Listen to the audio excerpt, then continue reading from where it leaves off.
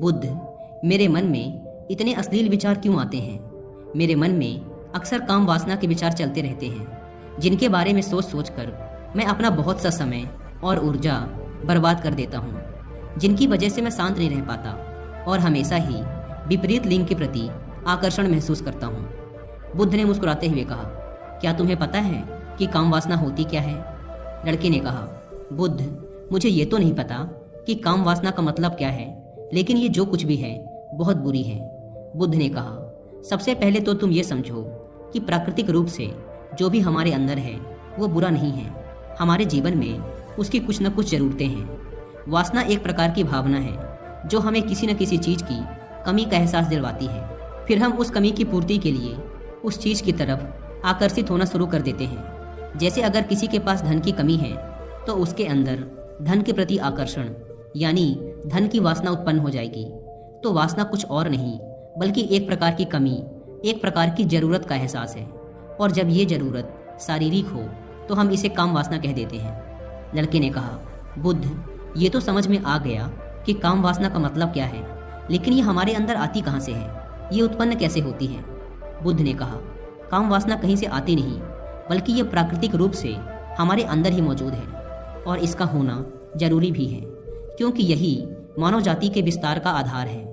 लड़के ने कहा, बुद्ध, जब काम वासना प्राकृतिक रूप से हमारे अंदर मौजूद है तब फिर लोग काम वासना को गलत क्यों बोलते हैं? बुद्ध ने कहा, यह एक बहुत बड़ी समस्या है कि लोगों ने काम वासना को गलत नज़रिए से देखना शुरू कर दिया है, इसे दबाने की कोशिश करना शुरू कर दिया है। काम वासना का होना गलत नहीं है बल्कि काम वासना का बेलगाम होना गलत है। केवल उसी के बारे में हमेशा सोचना, केवल उसी के लिए जीना, केवल उसी को अपने जीवन का लक्ष्य बना लेना गलत है। बुद्ध ने उस लड़के से पूछा, तुम्हें क्या लगता है, क्या जानवरों में भी काम वासना होती है? लड़के ने कहा, हाँ बुद्ध, जरूर होती है, क्योंकि आखिर जानवरों को भी तो अपनी पीढ़ी आगे बढ़ानी है। बुद्ध ने कहा, फिर हम जानवरों की काम वासना को गलत क्यों नहीं कहते? लड़के ने कहा, पता नहीं बुद्ध, आप ही बताएं। बुद्ध ने कहा, क्योंकि जानवर अपनी काम वासना का उपयोग सिर्फ संतति उत्पन्न करने के लिए करते हैं, उसे खुशी प्राप्त करने के लिए नहीं और ना ही सुख भोगने के इरादे से।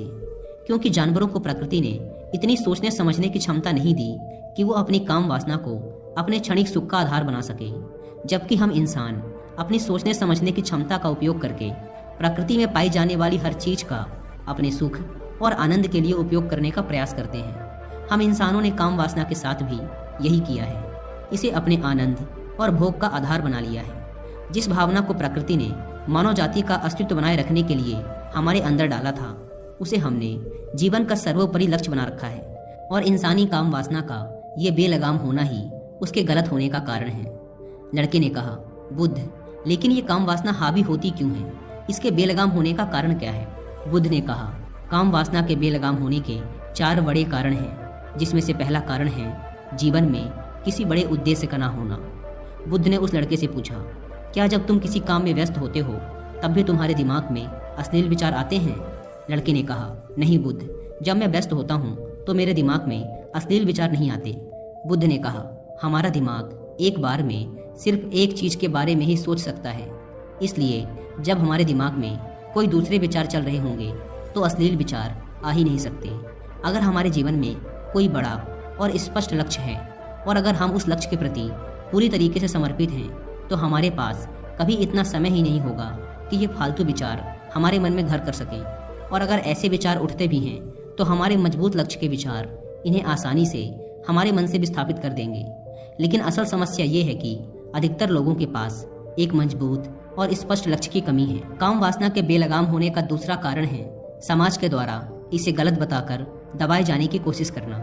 लोगों के एक बड़े तबके ने कामुकता को हमेशा ही शक की नज़र से देखा है और इसका सबसे बड़ा कारण है कि हमने अपने यौन अंगों को शरीर के बाकी अंगों की तरह स्वीकार नहीं किया, जबकि हमारे यौन अंग भी हमारे बाकी अंगों जैसे हाथ, पैर, मुंह आदि के समान ही बस एक अंग हैं जो अपना काम करते हैं, जिसके लिए प्रकृति ने उन्हें बनाया है। लेकिन हमने इन प्रजनन अंगों को कुछ ज़्यादा ही रहस्यमय बना दिया है और जब कोई चीज़ रहस्यमय बन जाती है तो उसके प्रति लोगों की एक अलग ही रुचि जागृत हो जाती है, जिसकी वजह से लोग जाने अनजाने में काम वासना के प्रति आकर्षण महसूस करते हैं। बुद्ध ने आगे कहा, जब किसी विचार को दबाने का, उसका दमन करने का प्रयास किया जाता है तब वह विचार और मजबूती के साथ उभर कर आता है, और यही काम वासना के विचारों के साथ भी किया जा रहा है। बुद्ध ने कहा, अगर मैं तुमसे कहूँ कि आम के बारे में मत सोचना, तो तुम्हारे मन में पहला चित्र किस चीज का आया?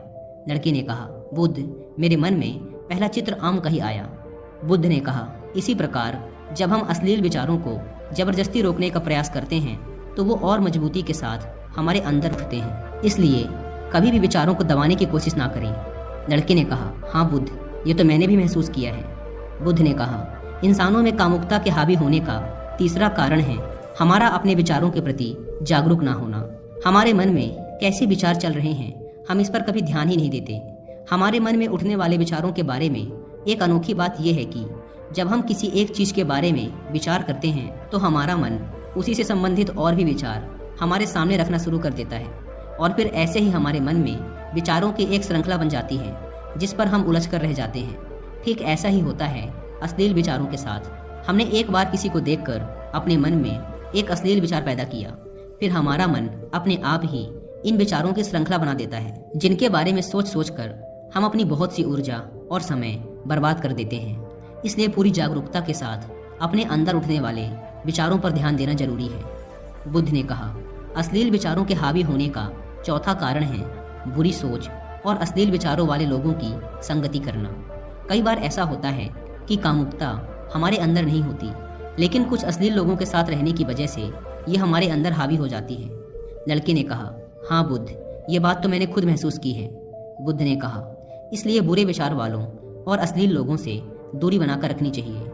लड़के ने कहा, बुद्ध, ये तो समझ में आ गया कि कामुकता हावी कैसे होती है, लेकिन इसे हावी होने से रोका कैसे जा सकता है? बुद्ध ने कहा, सबसे पहले तो तुम ये समझो कि काम वासना की ऊर्जा को रोका नहीं जा सकता, इसे सिर्फ रूपांतरित किया जा सकता है। और इस ऊर्जा को रूपांतरित करने के दो तरीके हैं, पहला है प्रेम और दूसरा है ध्यान। जब हम सच्चे प्रेम में होते हैं तो हमारे अंदर के कामुकता की ऊर्जा हमारी खुशी और हमारे आनंद में परिवर्तित हो जाती है। लेकिन ज़्यादातर लोग शारीरिक आकर्षण को ही प्रेम मानते हैं, जो कि ऊर्जा का व्यय करता है, रूपांतरण नहीं। काम वासना की ऊर्जा को शरीर के अंदर ही रूपांतरित करने का सबसे सफल तरीका है ध्यान। ध्यान के माध्यम से आप अपने अंदर स्थित आनंद के उस केंद्र में स्थापित हो जाते हैं जिसके सामने दुनिया का हर भोग विलास फीका लगने लगता है। ऐसा नहीं है कि आप ध्यान में उतरने के बाद वो सब सोचने और करने में सक्षम नहीं होते, बल्कि आप उससे ऊपर उठ चुके होते हैं, और फिर ये सब हरकतें आपको छोटी और बचकानी लगने लगती हैं। लड़के ने कहा, लेकिन बुद्ध, ध्यान की शुरुआत कहाँ से करें? बुद्ध ने कहा, सबसे पहले तुम खुद के साथ अकेले में समय बिताना शुरू कर दो, क्योंकि जो इंसान जिसके साथ सबसे ज़्यादा समय बिताता है वो उसको सबसे ज़्यादा जानने लगता है। और जब तुम खुद को जानना शुरू कर दोगे तो ये सारे भौतिक सुख तुम्हें छोटे लगने लगेंगे, और फिर एक दिन ऐसा भी आएगा जब तुम्हारे चाहे बिना तुम्हारे दिमाग में किसी भी प्रकार के विचार उठने